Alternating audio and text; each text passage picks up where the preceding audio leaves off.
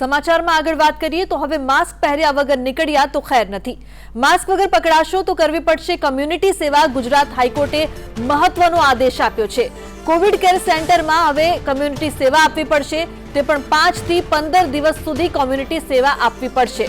ઉલ્લેખનીય છે કે ઉંમર લાયકાતના ધોરણે જવાબદારી નક્કી કરવામાં આવશે। 5 થી 6 કલાક કોવિડ સેન્ટરમાં સેવા કરવી પડશે જો માસ્ક પહેર્યા વગર પકડાયા તો। મોટાભાગે નોન મેડિકલ પ્રકારની આ જવાબદારી રહેશે। જાહેરનામું બહાર પાડવા માટે પણ હાઈકોર્ટે મહત્વનો આદેશ આપ્યો છે। ઉલ્લેખનીય છે કે માસ્ક વગર જો દેખાશો, જો લોકો બહાર નીકળતા દેખાશે તો તેને લઈને હવે કમ્યુનિટી સેવા કરવા માટેનો હાઈકોર્ટે ખૂબ જ મોટો અને મહત્વપૂર્ણ આદેશ કહી શકાય તેવો આદેશ આપ્યો છે।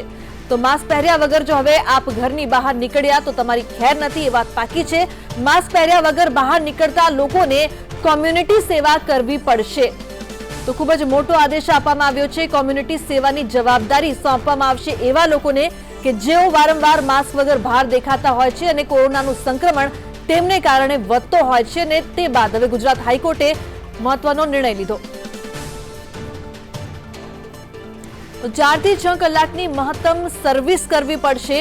5 થી 15 દિવસનો સમયગાળો સર્વિસ માટેનો સરકાર નક્કી કરી શકે છે તેવી પણ સંભાવના છે। ઉપરાંત ઉંમર લાયકાતના ધોરણે જવાબદારી સરકાર નક્કી કરી શકશે। મોટાભાગે જે જવાબદારી હશે તે નોન મેડિકલ પ્રકારની રહેશે। આ પ્રકારનું જાહેરનામું બહાર પાડવા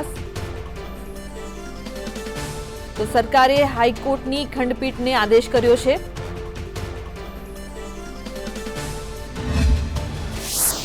તો રાજ્યમાં વધતા કેસ વચ્ચે હાઈકોર્ટે લાલ આંખ કરી છે। તાપીમાં સગાઈ સમારોહમાં હજારો લોકોની ભીડ સામે સુઓ મોટો દાખલ કરાયો છે। ભાજપના નેતા કાંતિ ગામિતના ત્યાં પ્રસંગ હતો તો હવે માસ્ક નહીં પહેરનાર સામે પણ કડક વલણ અપનાવવામાં આવ્યું છે। માસ્ક ન પહેરનારને હવે કોવિડ કેર સેન્ટરમાં 5 થી 15 દિવસ સેવા આપવી પડશે તેવું ફરમાન હાઈકોર્ટે કર્યું છે। ઉંમર લાયકાતના ધોરણે જવાબદારી નક્કી કરાશે। 5 થી 6 કલાક કોવિડ સેન્ટરમાં સેવા આપવી પડશે।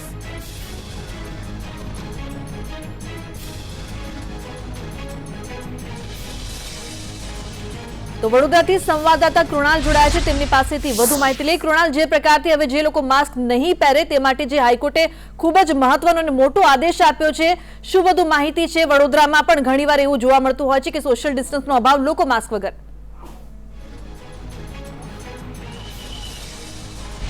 બિલકુલ, જે રીતે ઘણા દિવસથી સંદેશ ન્યૂઝ દ્વારા રિયાલિટી ચેક કરવામાં આવી રહ્યું છે અને હાલમાં પણ કરાયું હતું, પરંતુ ઘણા બધા લોકો જે માસ્ક વગર ફરતા હતા તેમની સામે જે દંડાત્મક કાર્યવાહી છે ખૂબ જ સારી છે। કારણ કે 15 દિવસ સુધી રોજના 6 કલાક કોરોના વોર્ડમાં સારવાર કરવી પડશે જો માસ્ક વગર પકડાશે તો। તે અંગે જ વાત કરીશું।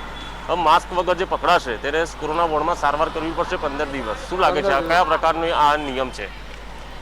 નિયમ છે એ પ્રકારનો 15 દિવસ જો માસ્ક ના પહેરે એને 15 દિવસ જેલમાં રાખે, કઈ દવાખાનામાં રાખે, એને કાઢવું પડશે। સારો નિર્ણય લાગે છે? સારો નહીં લાગતો કેમ કે આ કરુણા છે નહીં, આ કરુણા છે નહીં, પણ આ મોદી સરકાર છે, कहीं कहीं से नहीं सके।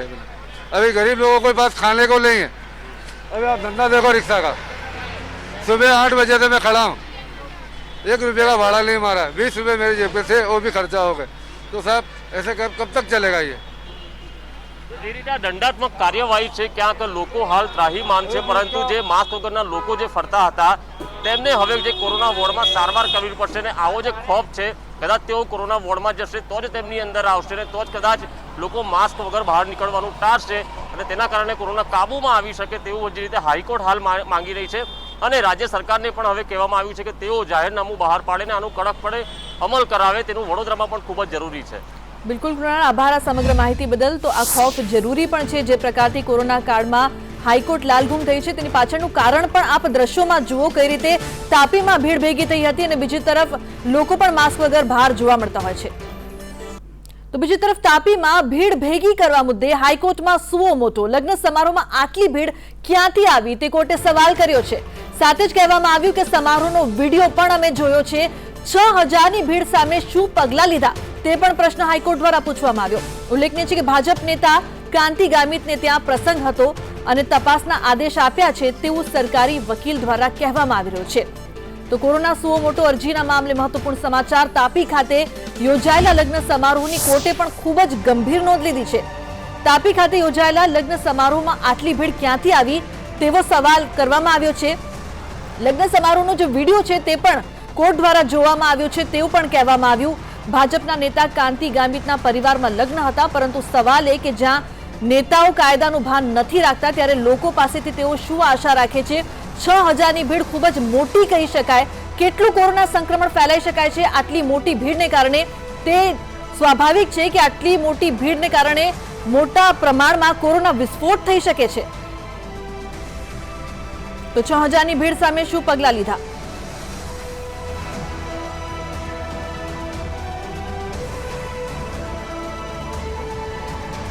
ત્યારે મહત્વપૂર્ણ સમાચાર એ પણ કે કેબિનેટમાં બેઠકમાં આ બંને મુદ્દાઓ પર ચર્ચા ચાલી રહી છે. એક તરફ જે આ 6000ની ભીડ ભેગી થઈ હતી અને બીજી તરફ જે સુઓ મોટોનો જે મામલો છે તે મામલે પણ ચર્ચા થઈ રહી છે. કાયદા અને ગૃહ વિભાગના અધિકારીઓ સાથે બેઠક. તો સંવાદદાતા હિરેન જોડાયા છે લાઈવ, તેમની પાસેથી વધુ માહિતી લઈએ. હિરેન, જે પ્રકારથી ખૂબ જ મહત્વના જે મુદ્દાઓ છે બે તેને લઈને બેઠકમાં ચર્ચા થઈ રહી છે. એક તરફ જે સુઓ મોટોની વાત છે ને બીજી તરફ કાંતિ ગામિતને ત્યાં જે લગ્નમાં આટલી મોટી ભીડ હતી તેના પર પણ હાઈકોર્ટે લાલાંક કરી છે. બેઠકમાં શું ચર્ચા?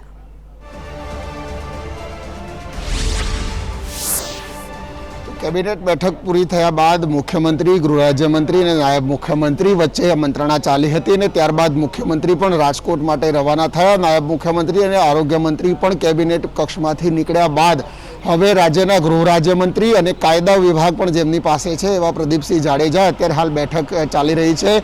ગૃહ વિભાગના અધિક મુખ્ય સચિવ પંકજ કુમાર, અન્ય અધિકારીઓ, કાયદા વિભાગના અધિકારીઓ છે તે પણ હાજર છે. ખાસ ગુજરાત હાઈકોર્ટે સવારથી જે પ્રકારેનું કડક વલણ ધ્યાન લીધેલું છે સરકારના સંદર્ભમાં, સુઓ મોટોનો સંદર્ભ હોય અથવા તો માસ્કના મુદ્દે, આ બંને મુદ્દે ગુજરાત હાઈકોર્ટે જેટલા પણ મુદ્દાઓ નોંધ્યા છે, જેટલા સૂચનો નિર્દેશો કર્યા છે એ તમામ મુદ્દાઓને લઈ અત્યારે હાલ આ બેઠક ઉપર ચર્ચા ચાલી રહી છે. છેવટે કાયદા વિભાગે તેનું અર્થઘટન કેવી રીતે કરવું અને તેનું અમલીકરણ રાજ્યના ગૃહ વિભાગે કરવાનું છે. એટલે એ અંગે રાજ્ય સરકાર કોઈ નિર્ણય પર પહોંચે તે પહેલા તમામ મુદ્દાઓનું રાજ્ય સરકાર અભ્યાસ જે છે તે અત્યારે હાલ કરી રહી છે. ખુદ પ્રદીપસિંહ જાડેજા અત્યારે હાલ આ મિટિંગમાં હાજર છે અને મિટિંગ સંદર્ભમાં થોડી વાર પછી સત્તાવાર રીતે જાહેરાત કરવામાં આવે તેવી શક્યતા દેખાઈ રહી છે. સૂત્રો પાસેથી જે માહિતી મળી રહી છે, ગુજરાત હાઈકોર્ટે જે મુદ્દાઓ ખાસ નોંધ્યા છે એ પણ કોવિડ કેર સેન્ટરના મામલે રાજ્ય સરકાર એ નિયમોનું પાલન જે છે તે કરાવી શકે છે અને એ પોલીસ અને આરોગ્ય વિભાગ બંનેની કામગીરીમાં છે તે વધારો થશે. કોવિડ કેર સેન્ટરમાં લઈ જવા ત્યાં રાખવા પણ જવાબદારી ખાસ એ પણ રહેશે કે જેટલા લોકો પકડાશે તેને નોન કોવિડની કામગીરી છે તે સોંપવાની રહેશે. કોવિડના સંદર્ભમાં સીધી મેડિકલની કામગીરી આવા લોકોને સોંપવામાં નહીં આવે.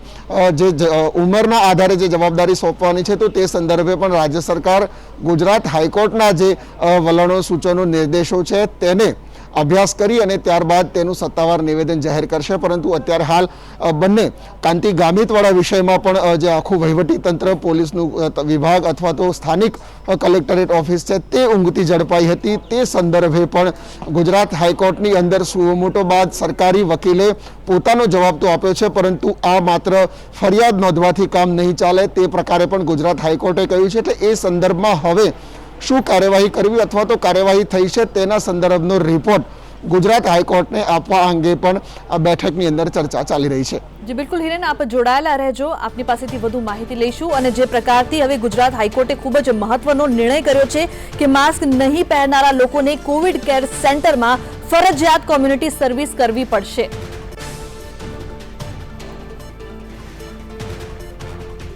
સંવાદદાતા હાર્દી જોડાયા છે લાઈવ, તેમની પાસેથી વધુ માહિતી લઈએ. હાર્દી, જે પ્રકારથી મોટા ભાગે લોકો માસ્ક વગર દેખાતા હતા અને હવે જે પ્રકારથી કડક નિર્ણય આવશે, કોમ્યુનિટી સેવા કરવી પડશે અને સાથે જ તે ફરજિયાત હશે, લોકોનો કેવો અભિપ્રાય છે? આને કેવી રીતે તેઓ સ્વીકારી રહ્યા છે કે તેમનો કેવો અભિપ્રાય?